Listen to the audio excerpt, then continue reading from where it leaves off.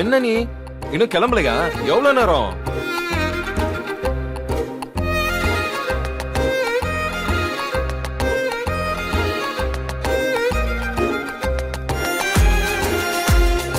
வாய மூடுங்க, கொசு உள்ள போயிடு போகுது.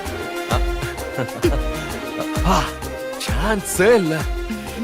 சாரி நல்லா இருக்கா? அவ்வளவா ஒண்ணும் நல்லா இல்ல. அது பின்ன ஒரு ஆளு வாய ஆன திறந்து வச்சிருந்தாரே, அதுக்கு மூடு விழா நடத்தின என்கிட்டே கப்சா விடுவாரா? கப்சாவா? நான் நிஜமா தான் சொல்றேன் மல்லி.